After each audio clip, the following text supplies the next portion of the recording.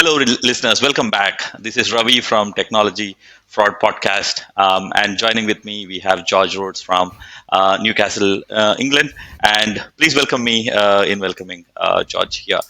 He comes with a lot of experience, a lot of varied experience as well. I'm fascinated and I'm looking forward to listening to him about his experiences. So, George, welcome. And looking forward to hearing from you. Would it be great if you can talk a little bit about your journey of how you have come this far? Yeah, sure thing. Thanks for having me on, Ravi. Really appreciate it. So my name is George Rhodes, and I'm currently working as a fraud and financial crime manager here at Perenna, up in Newcastle. I suppose I've been lucky to have worked in a number of different roles in organisations over what's been a relatively short career, I think, in fraud and financial crime prevention. A lot of it has been really quite operationally focused, where I've worked within teams of fraud professionals, as well as managing teams as well, all the way through to more client-facing, I suppose, consultancy type roles where I've been able to peer into financial crime workings of a number of other UK firms, which has been really useful to help us get that breadth and understanding of how other teams work. All of that is, I guess, really what's brought us to where here I am now at Perenna, where we're looking to launch our unique mortgage products by the end of the year. And my responsibilities within that will be to assist with the build of the financial crime function here and take it all the way through to our launch and beyond as well.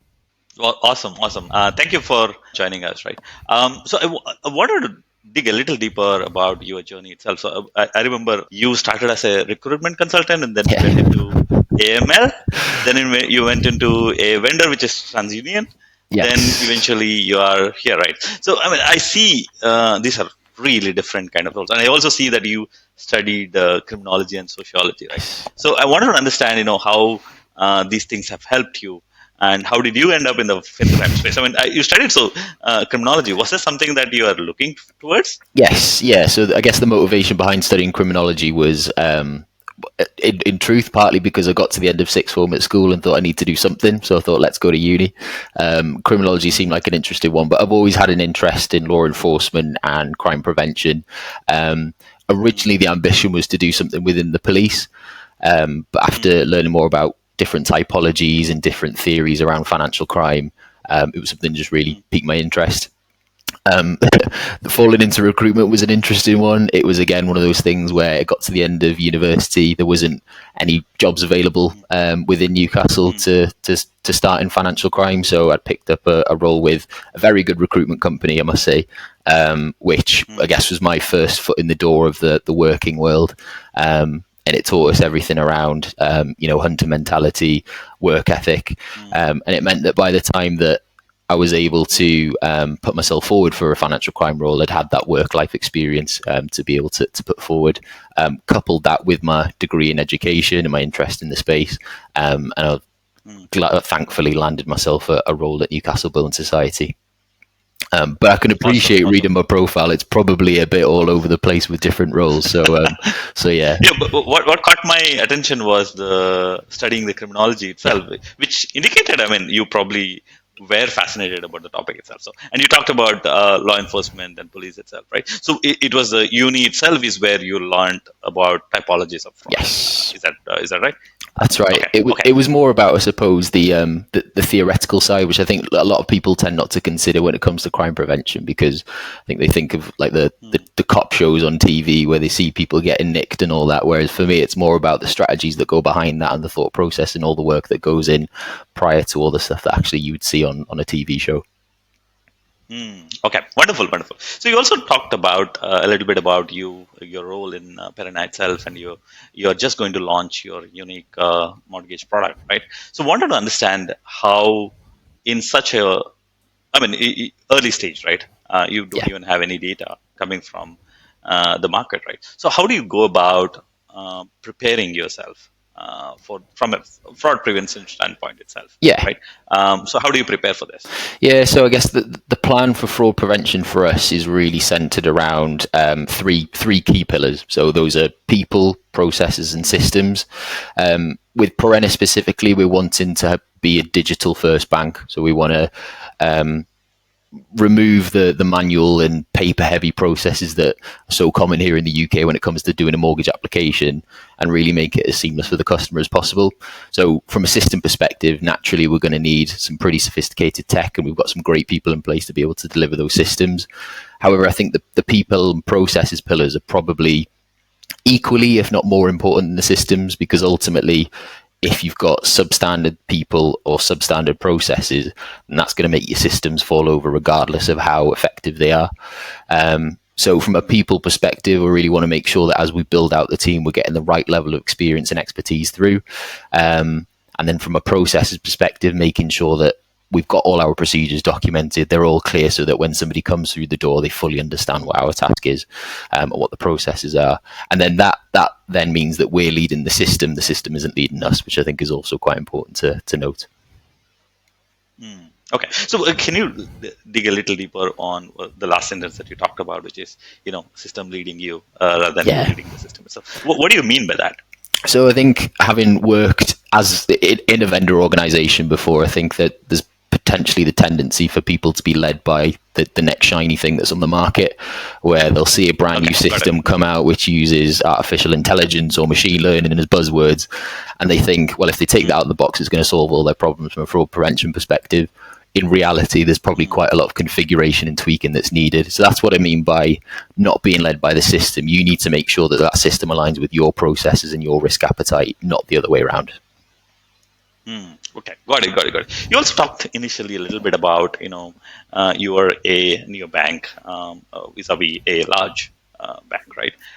You talked about having processes that are efficient in that sense, right?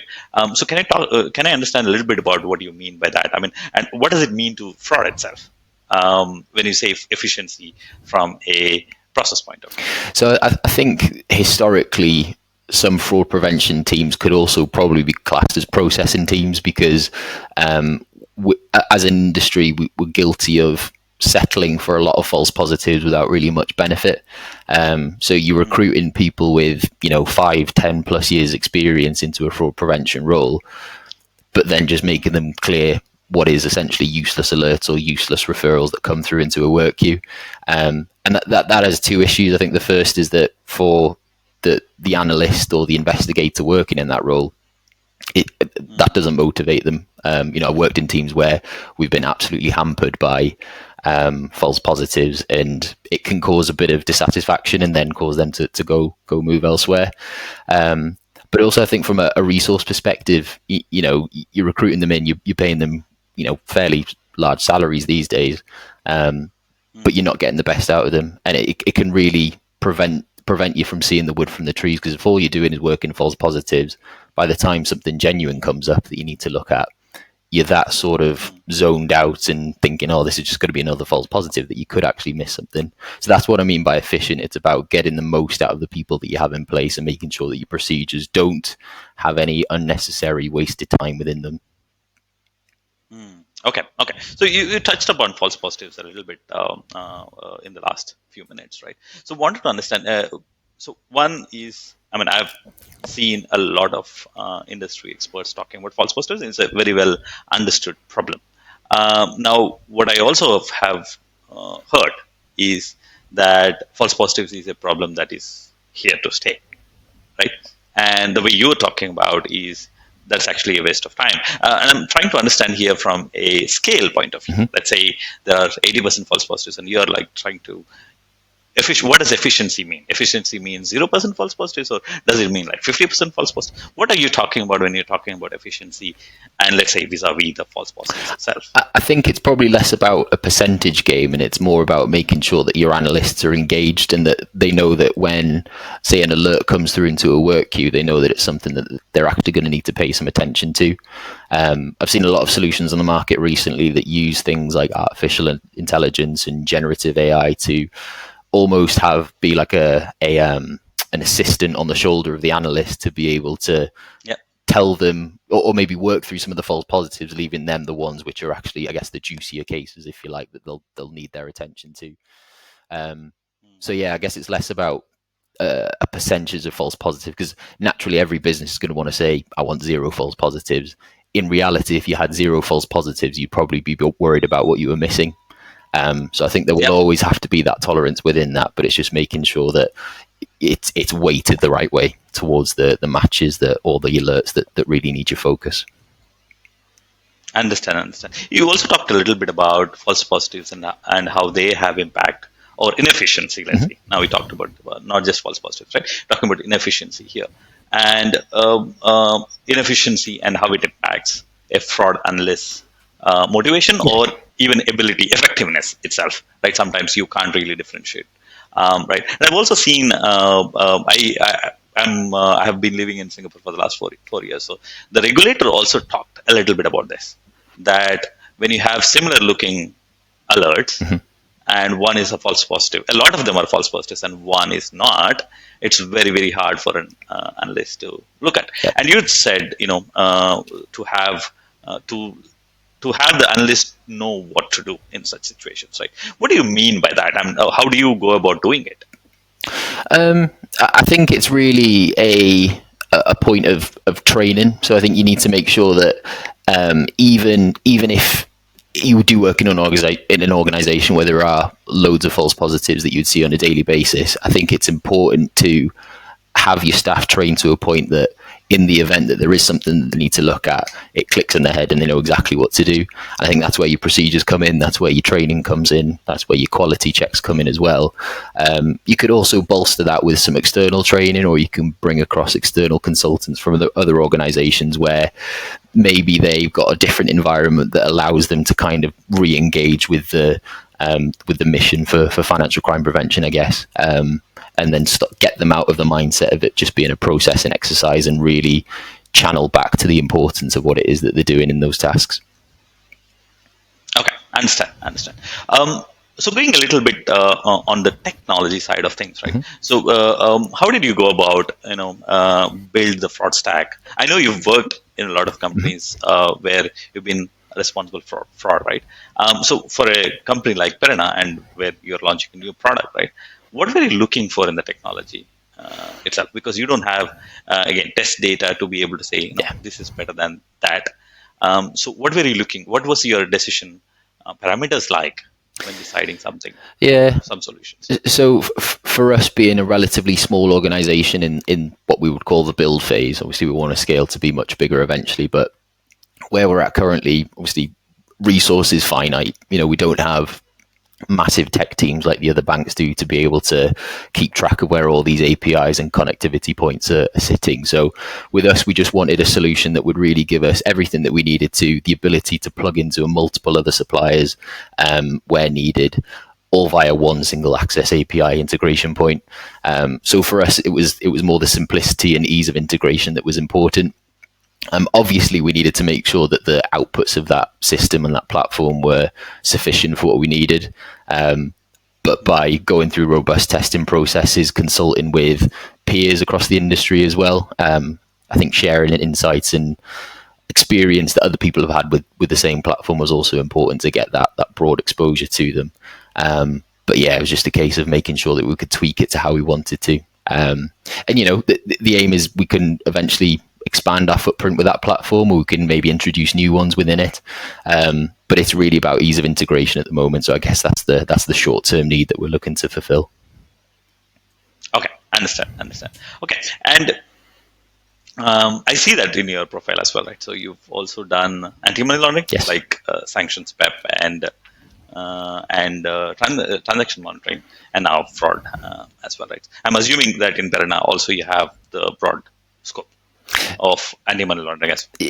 Yeah, it's an interesting one, that when I look at my job title and says fraud and financial crime, because I think for me, if somebody's a fraud analyst, they shouldn't just be focused on fraud. There's the wider, more holistic picture there to look at, where if you're just looking at things from a fraud lens, you could totally miss it from a money laundering perspective.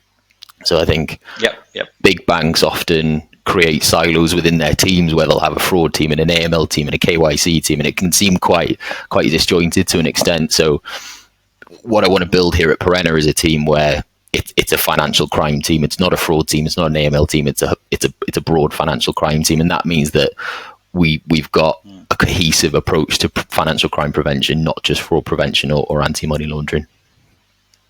Wow, wow. So you're speaking to a choir here. At least, I mean, I'm a huge proponent for the same thing because I believe that anti-money laundering and or money laundering and fraud essentially are kind of merging, Yeah, and a lot of these practices need to be looked more holistically, and that's essentially what you're talking about. So one thing that I do want to understand here is when you look at money laundering and fraud, they're kind of merging, and probably the problem statements or the approaches that people take to solve these problems are also similar, but the kind of support that is available for money laundering from a regulator from FATF globally and a lot of global organizations and sanction bodies and things like that, right? So you have a lot of support there. yeah. But for fraud, there is very minimal. And how do you see this going? And my view is it has to merge somewhere, and it's unfair to look at fraud in a silo compared to money laundering, basically, right? Yeah, yeah, no, I see your point. It's similar, but also dissimilar, I guess. Here in the UK, we've got. I mean, fraud tends not to be a regulated subject. I think that the regulator here is starting to put more of a focus on it and making sure that, especially newer firms and challenger banks like us, have appropriate fraud controls in place. We quite heavily rely on consortia data here in the UK. So what I mean by consortia data is intelligence sharing platforms where if we find a fraud on one of our applications, we can ping that into the network, and then if they apply with another bank, that hits an alert, and it would kind of contribute into the wider industry effort there. So there is certainly a lot more attention being put on it now from a government perspective as well. Again, some of my peers across the UK will know that the government released the fraud strategy a few months back, which is aimed to try and reduce what is seemingly a bit of a pandemic when it comes to fraud, where fraud now represents, I think the latest statistic was over 40% of all crime reported, which is huge. And I understand that we're not an outlier. I think that's across the globe, really. But I do think from an intelligence sharing perspective, there are the mechanisms there. It's just making those more widely available to everybody as opposed to a select few. Okay, got it. So you talked initially about how the government is checking whether the challenger banks like you and neo banks do have fraud controls or not. Does this mean there is a higher fraud risk or a fraud incidence for neo banks vis-a-vis larger banks? I think because the larger banks will still have more traditional banking processes is the stereotype that's out there. I think that the conception is that as a digital bank, you're not doing any sort of verification on the customer, so anybody can have an account with you, which clearly isn't the case. There's technology's moved on substantially over the last few years where there's biometric verification, there's device checks, there's email and mobile checks. I think you can verify a person's identity at 10 different data points now, as opposed to 15 years ago you would have to walk into a branch and provide a passport and a driving license. I think fraud's definitely on the radar for a lot of companies within the UK. As I mentioned, fraud rates are sky high at the minute. Fraud losses in particular are at an all-time high as a result of the fact that fraudsters just seem to be continually evolving their methodologies to a point where banks are really struggling to keep up. And I think whilst banks are doing as much as they can, I think there's also reliance on other companies, within, the social media sphere, the government. This fraud strategy is great, but we need much more from it as well in order to be able to have a more collaborative effort for fighting financial crime. Because look, the fraudsters, they're playing by different rules. They don't have to stick to regulatory red tape around data sharing or different jurisdictions. They can work together however they want. It's us who have kind of got to try and fight it the right way, sometimes almost with our hands tied behind our backs. Yeah, totally agree, right? So in terms of fraud, you talked about fraud patterns, and there's like a lot of typologies that are coming out. What are the most common type of frauds that you see, and what are some examples that you can talk about, the types of fraud that you see? So I think rather than looking at the most common, I think it's important to look at fraud holistically first, because I think scams in the UK tends to get the most headlines these days, and I think the reason is the impact that has on the victim from not only a financial perspective but also a psychological one as well, right? and the business as well, obviously, in terms of fraud losses and trying to recuperate those where they can. I think that tends to mean that other, I suppose, what you'd call more traditional fraud types like impersonation fraud, false documents, they tend to get the backseat because scams is the new thing that's everywhere. Whereas realistically, impersonation fraud and false documents, if you take those two examples, are still as rife as ever. I guess the only difference between now and 10 and 15 years ago is it's probably easier to impersonate somebody given that more banks are operating in digital environments, or a fake document, you can create one in about 10 minutes online now for free. So I think it's important to consider the typologies overall. Obviously, at us at Perenna, we're concerned with impersonation fraud, false documents, less so scams because it doesn't really impact our products. Not directly, that is. Obviously, we've got considerations for our customers who might become scammed. But yeah, I think fraud typologies as a whole is something that's continuously evolving, where the more traditional ones kind of grow arms and legs and become something else completely different. Okay, understand. I also see that when you're talking about identity impersonation type of an imposter type of scams, right? Singapore, for example, has a central identity that is supported using biometrics, Okay. right? And I think it is far ahead of a lot of countries. And is there any other mechanisms that can help? You talked about collaboration between different parties, right? Is there any other ways that there can be help to combat this fraud itself? Because we are like kind of fighting, as you said, with hands behind our back, Yeah. right? So are there ways that can help us fight fraud? I think education is something I'm a big advocate of, and I think education traditionally within fraud prevention has been these sort of generic campaigns that bank would release that go out to every single customer, and realistically, I can't imagine a large percentage actually look at it. Yeah.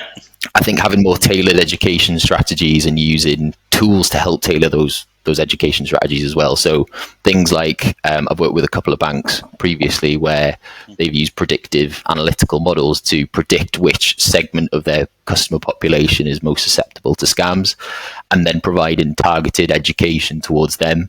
And they found that the actual take-up rate of that education was much greater. So I think more work needs to be done around that, because that's typically only done currently for, I suppose, the elderly generation or people who are more vulnerable.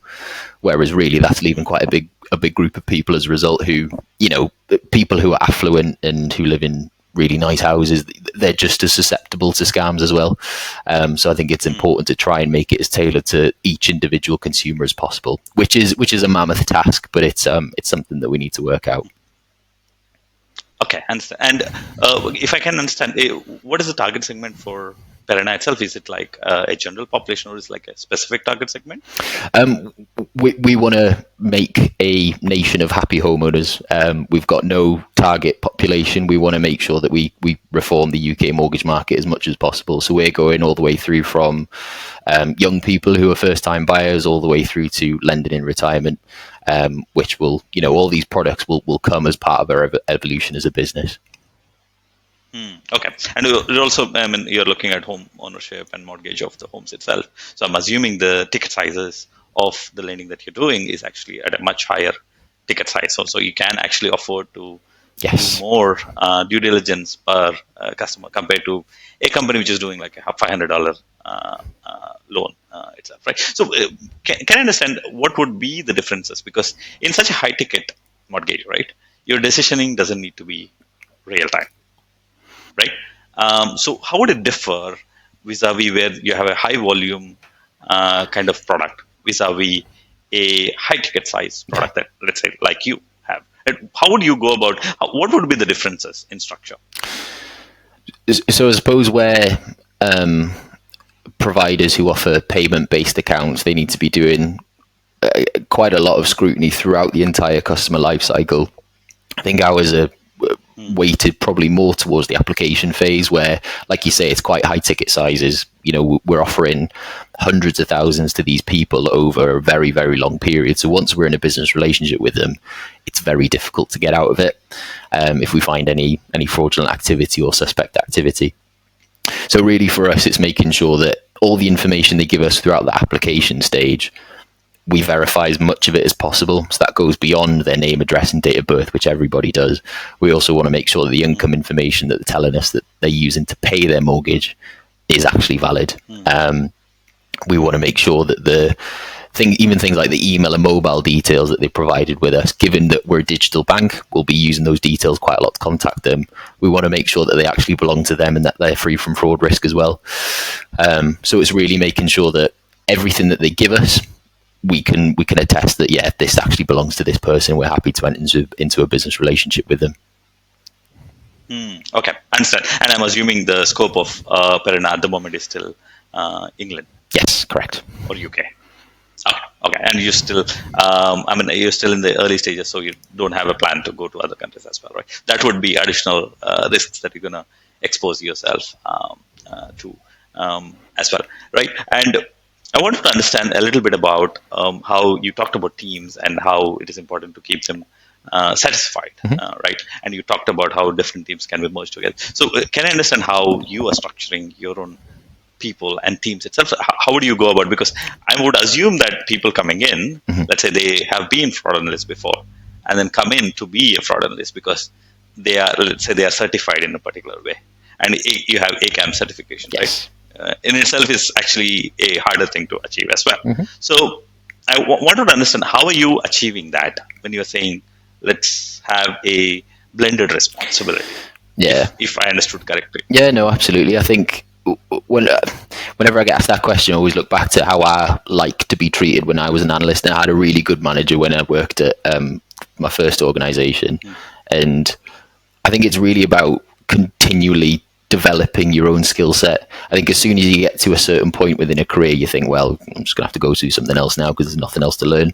So I think so long as you're continuously learning, and whether that be through things like ACAMs, ICA within the UK here, making sure that if you want to broaden your horizons and look outside your own product set, so maybe you look after savings accounts, but you want to then go and see what mortgages is like, or you want to go see what current accounts is like. I think broadening your horizons so that when the time comes that you do need to leave, or you do need to go to another organization, you've got the skills there to be able to do it. But then it also, it reflects well in the organization, because ultimately people who you can develop from within will tend to pay back with loyalty and good work as well as a result. Okay, so now I think you touched a little bit about the people and the attitude of. I'm guessing, not everyone fits into the mold. I'm guessing you have a particular style that you want to achieve here, right? So what's the type of attitude that you think should be in a fraud analyst? What would set them to success if a fraud analyst had such characteristics? The word that springs to mind would be inquisitive. I think you've always got to be asking questions in this sort of role. I think that the day you stop asking questions is the day you should go look and do something else, because going back to that point around false positives, you might end up coming across something which requires further investigation, and unless you ask the right questions around that customer or that sort of activity, you might miss it. Similarly with, if you're being asked to do something by another department, it's always about making sure you ask the right questions to understand the reasons why. So it goes beyond fraud in a way, but making sure that you can ask the right questions to understand the processes and make sure that you fulfill what's being asked of you properly. I think inquisitive is the word I'd go for. Okay, perfect. And can I understand, because you also have a scope that is broader as well, across multiple things. Where do you think, because I've seen fraud teams fitting in different places and AML teams fitting in typically under the compliance team, but fraud sometimes can be in very different places, right? So where do you think fraud is best placed? And I'm assuming, because the way your role is probably structured as well, I don't know whether it's actually falling under compliance, or how is it structured, and what do you think is the best practice? So I guess that technically I report to an operations function, but I suppose to answer your question about where fraud should sit and where I'm trying to embed within Perena is fraud really sits at the center of everything to do with the business. I quite like thinking of it as almost like a bike wheel, where right in the middle you've got fraud, and then all the spokes that are coming out of that go out to the different departments around the organization, where we're all responsible for fraud prevention at Perena. but the fraud and financial crime team, they're the ones who have ultimate responsibility over making sure that the processes and controls that we have in place are working properly. And we've got all these other departments with their own awareness of their own processes and what looks right and what doesn't look right, feeding into that central hub. So when you say fraud, and I'm assuming you're also putting money laundering also Yes. in the hubs, right? And the spokes are different business units itself. Okay, okay, understand. So you basically looking at a fraud and compliance risk based decision making in the company itself. Right. So where does, let's say, a credit risk kind of a thing would fit? Because at the end of the day, I know you in as part of KYC there is a check around income, right? Which Yes. kind of has a implication to credit risk as well. So where would a credit risk kind of a team fit in this ecosystem? Yeah, very closely. There'll be a lot of overlap between myself and our credit risk teams as well. And, the people who have been in place to build that within Perenna currently have done a smashing job of it. But there's a lot of work to be done around making sure that the income that we're verifying for the customers is actually legitimate, and it's not just they're not just picking a number out of thin air in order to get a really big mortgage. So I think, like credit risk, like other departments, like collections, servicing, there's going to be a crossover into multiple different departments for fraud and financial crime. And I guess that's why that sort of analogy of the bike wheel is kind of one that I tend to use more often than not, because it rings true in a number of different cases. Wonderful, wonderful. And I want to understand, and this probably is my last question as well, right? And how, as in the current role or as a leader in the fraud space, right? What is the thing that you feel is lacking, or what is the thing that you feel like, this should be done, but it's like, it's not happening, right? What is that frustration that you have that you think should be done but has not happened? So I think that the biggest frustration for me, and I'm sure a lot of colleagues would share this, would be data sharing. And I think back to the point I mentioned previously, where we are sometimes held back by quite a lot of red tape that makes shared with other banks quite difficult. And as I said before, fraudsters aren't playing by GDPR, or they're not asking for consent from their victims to share their data with other people. It's just they just don't do it. Whereas obviously for us, if we Yeah. need to go out and speak to another bank, we have to have the right memberships. Sometimes need to get consent from the customer. So I think while data sharing and the principles of GDPR and everything like that, they're absolutely right and they're right for the consumer, I think there does need to be a bit more leniency for instances where we do just need to go and ask a question to another bank, because ultimately that'll help us inform our decision, and then conversely help us reduce fraud. Help the customer. Yeah, exactly. Yeah, Yeah, help the customer as well. Yeah, yeah, yeah, yeah, yeah. Yeah. Understand. So, I mean, this is definitely something that I personally feel as well. It's also pretty frustrating for me as well to see that every company kind of reinvents the wheel yeah. for themselves, and I mean, it feels, and definitely I can share that frustration with you. And anything else that you want to share, Judge, before we close this conversation? No, it's been a really good conversation. I think I'm always keen to get involved in discussions like this, and I'm looking forward to seeing the other episodes for the other people you've had on as well. Because whilst I understand that they think they're from the US or different countries, it's regardless, I think we're all in the same fight. So yeah, it'd be good to hear more about the guests you have on the podcast. Thank you so much, George, and thank you for joining. And I would definitely share the other guests that have joined me, and also share the links with you. Thank you so much. Have a nice day. Nice one. Thanks, Ravi.